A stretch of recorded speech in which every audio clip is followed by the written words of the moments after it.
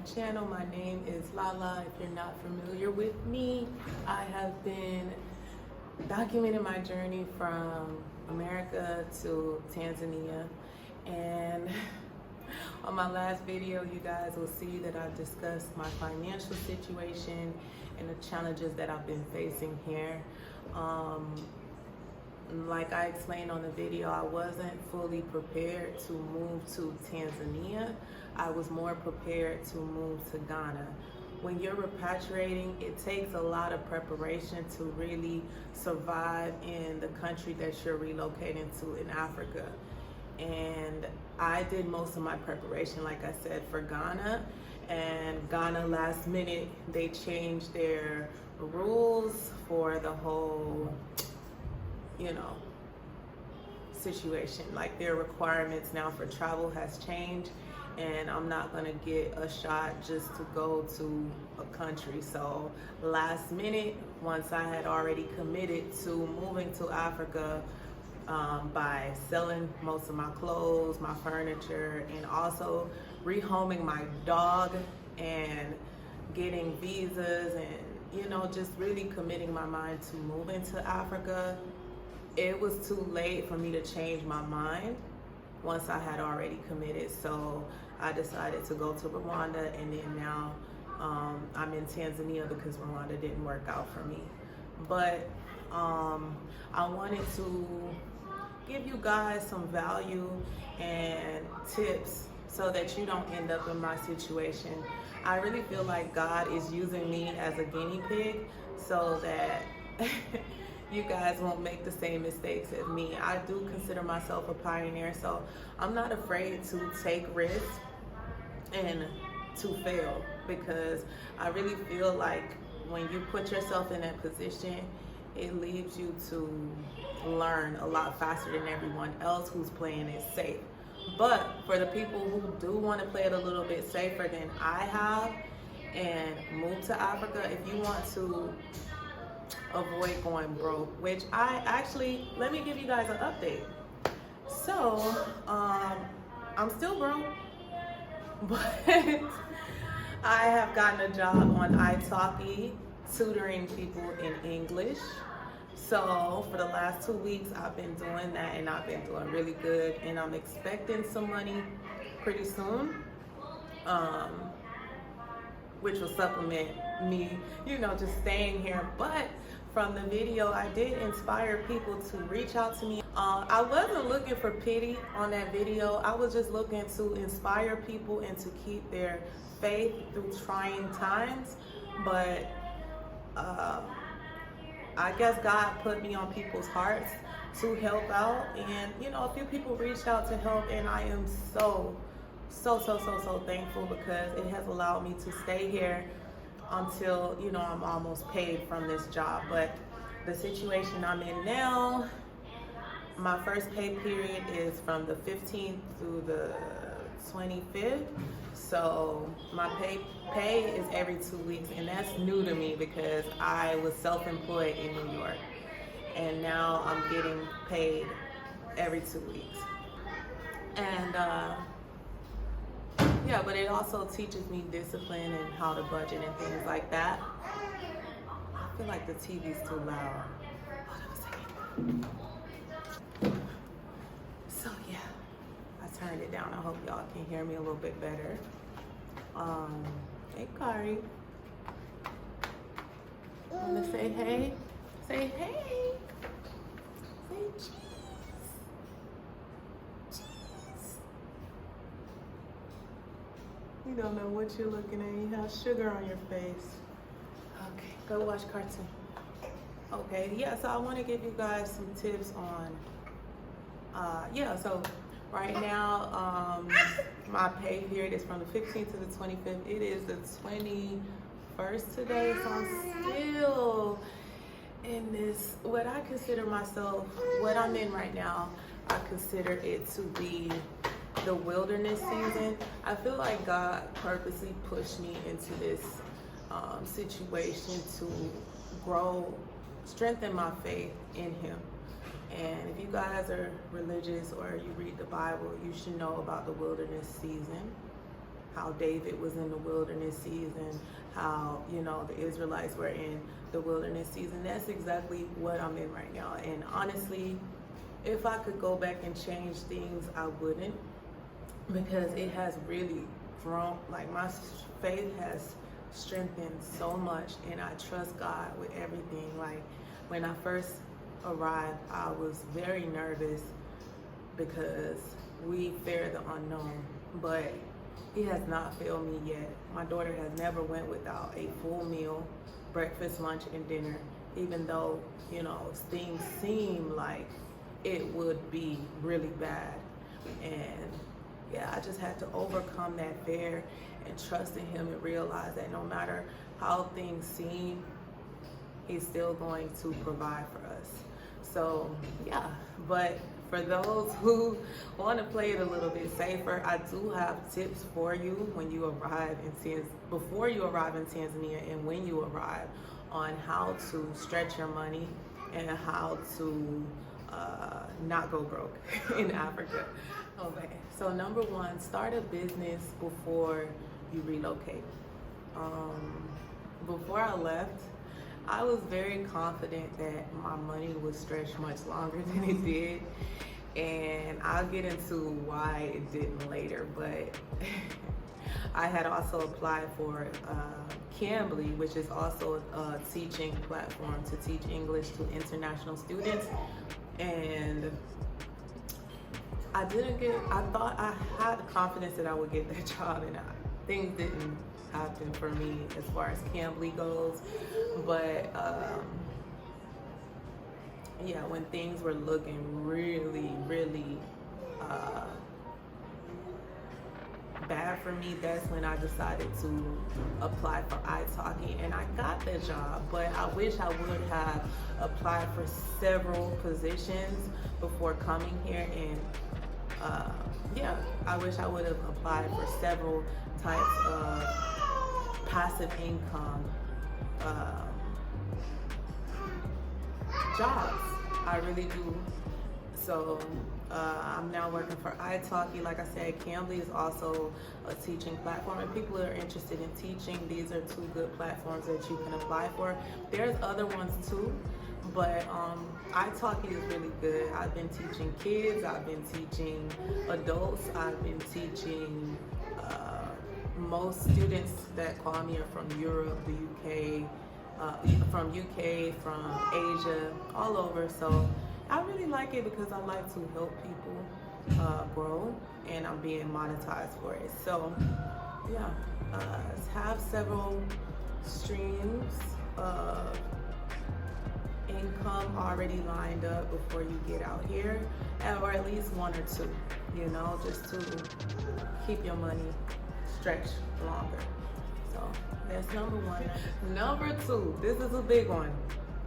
Please, whatever you do, cancel your subscriptions before you come out here. I'm talking about Hulu, Netflix, Amazon Prime subscriptions. I felt like I did things a little bit more carefully before I came out here as far as canceling my subscriptions. But when I really studied my bank account, when after I was broke, that's when I realized, oh my God, I missed a lot of things. Like Amazon Prime was taking at least 150 to 200 out of my account each month. As far as Uber Eats, also Grubhub, Hulu, all this was taking money. So I really had about $300 being taken out of my account charged from my account every month.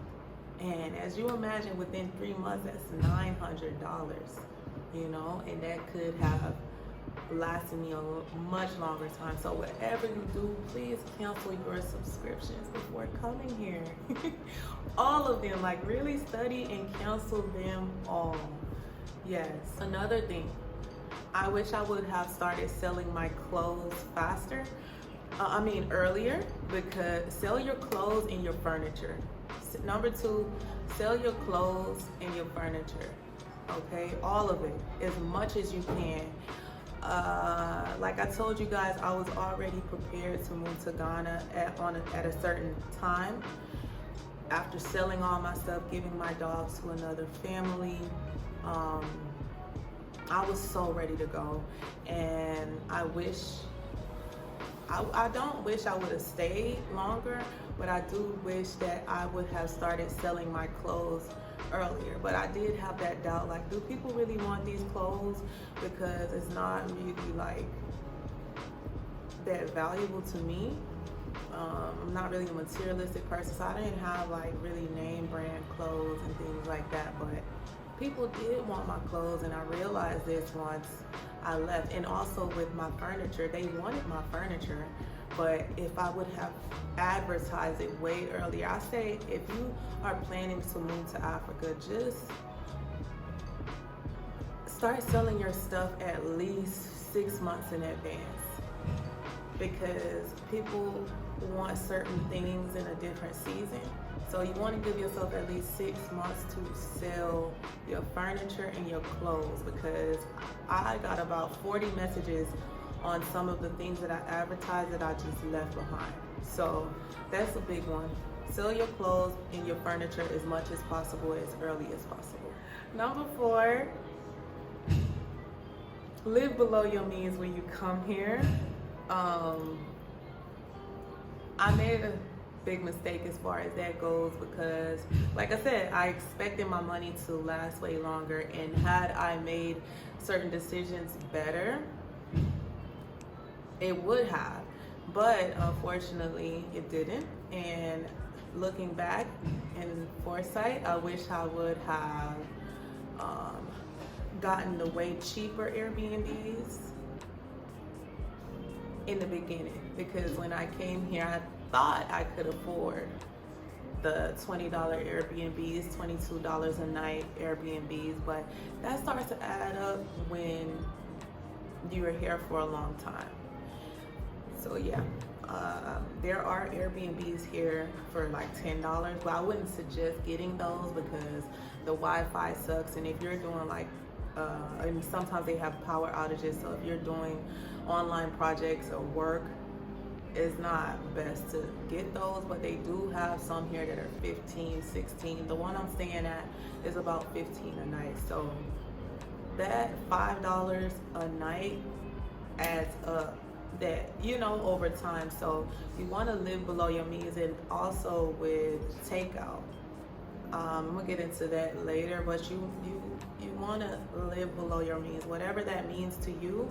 We all have different standards of living, but just live below your means, because your money will last a lot longer, and that goes for accommodations, travel, everything. Just live below your means, please, and your money will stretch way faster. Whatever you're used to living in America or in the West, take it about 2 steps down as far as what you spend, because trust me, this is a good tip. And I realized, you know, I didn't follow in my parents' footsteps when we repatriated from America to Jamaica, because I watched them. We went from having our own rooms to my brother living on sleeping on not a blow-up bed, but a pull-out couch bed, and me and my sister sharing a room, and we were 8 years apart. And then I watched my parents, you know, take a step up every year as far as their standard of living. So we went from that situation to having our own rooms to having a 6-bedroom. Like, you have to work your way up, because repatriation is already expensive initially for the initial cost. So just live below your means, whatever that means to you. When you arrive in Africa, wherever you are, I would suggest hiring a local guide to take you around and help you shop for the things that you normally get every day on a daily basis. Just have them take you around and get familiar with the prices, because this society is like, you can bargain a lot of things, but a lot of the items don't have price tags on them. Like when you go to the store, it's not organized where they have price tags on the water, price tags on some of the things. When you go to Shoppers Plaza, there is price tags there, but when you go to some of the local shops just around, like a corner shop, there isn't prices on everything. So you want to have a local take you around to different shops and just get accustomed with the prices, because then you won't have to ask them, what is the price, because any businessman, when they see you're not from there, they're gonna upcharge you if you're not familiar with the prices. So I realized over time, when I bring the exact change, because I've grown familiar with the prices, they can't overcharge me. And they won't try it because they assume you already know. So just have someone take you around for at least a week or two and get familiar with the prices, and have him do all the, or him or her do all the, you know, bargaining and the shopping for you, and let you know how much they spend.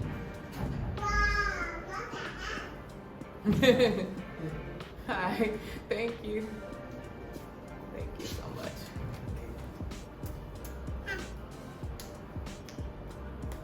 So the next thing you want to do, if you are not going to hire a local guide, is study the language, study like common greetings, because that's also a smart way to get accustomed with the prices and have the people that live here assume that you're a local.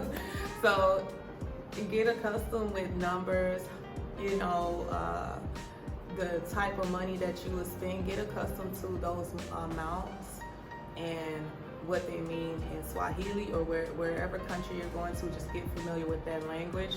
So they just assume you're a local and they charge you the local price. So I was so excited one time because I needed mosquito repellent, and I was more in a, you know, I went into a local corner shop and I learned what mosquito repellent meant in Swahili. So all I did was say mambo, which means hello, and then I think it was like kufu kuza. I said the whole thing, and it was a long Swahili word, but I memorized it. I went in there and I said kufu kuza, da da da da da, and he was like, oh, kufu kuza. He was like, yeah, Nadia, which means yes.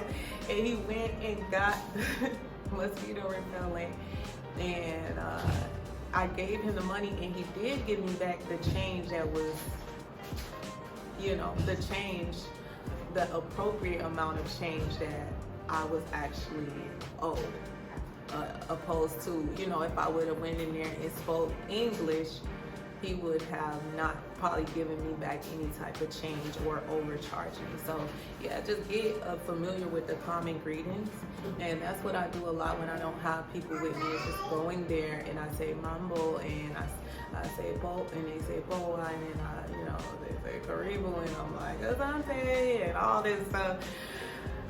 Yeah, and they sometimes assume I'm Swahili, so they charge me the local prices. So yeah, that's a tip if you don't want to hire a local guide. Okay. Okay, the next tip is to get a SoFi and Chime bank account. I haven't gotten it. I think you have to open it up in America. I'm not sure. But I've heard later on, once I went broke, that this is a good method because they don't charge you the fees that your bank account usually will charge you in America. So I'm with Bank of America, and they charge me a lot of fees internationally when I make purchases and things like that, and take money out of the ATM. So if you're coming here, I would suggest getting a SoFi and Chime account. I'll leave the link below so you guys can check it out. But from what I've heard, they have no fees, and I think that is so cool, and I wish I would have done that before I left America. But yeah, another thing you want to do is build connections on YouTube and Facebook groups for the country that you're relocating to. I did do that for Ghana because, like I told you earlier, I was prepared to go there, but that didn't work out. So I wasn't fully prepared coming here, and I didn't have any connections coming here. But if you can, try to give yourself time to make those connections, whether it be with realtors, agents, whatever it may be, even friends or expats to help you just line everything up correctly and just point you in the right direction for certain things, and to also know how much you're looking at paying for a place before coming here. And they have tons of Facebook groups for a lot of these countries that people are repatriating to, especially on Facebook. So yeah, try to do that. Also, you can reach out to people on YouTube. I've reached out to a few people, and I haven't always gotten a good response or any response at all, but it's all love. I feel like whoever's meant to help me is going to show up, and that's what it is. So whatever you do, try to exchange your currency at the airport, or before coming here, bring clean bills, because it's much easier for them to exchange your. I've seen this guy before. Try to exchange your currency because you get more for your money. They like crisp bills. I carried a lot of crusty ones with me, and I have like 50 ones now that I can't even exchange because they're just crusty and like crumbled up. So try to bring fresh bills if you want to exchange it at the currency. Exchange your currency and get more for your money. And the last thing to avoid going broke, if you want to learn from me and you want me to give you some more advice, please book a consultation with me. I'll leave my email below. So anyone who is interested in not making the mistakes that I did coming here, just contact me and I can help you navigate through the process. This is my 12th Airbnb, so I can help you guys with finding the right accommodation for you because I've experienced them all. I've visited every city. I've, really made every mistake that anyone else could make coming here. So I feel that makes me an expertise on what not to do and what to do from learning from my mistakes. So I'll leave my email below and any link that will be helpful for you guys that I mentioned in this video. And please subscribe and like because it definitely helps me along my journey. And please leave a comment and let me know what you guys want to know next. I will be putting out more videos, so make sure you like, share, and subscribe. One love. Bye.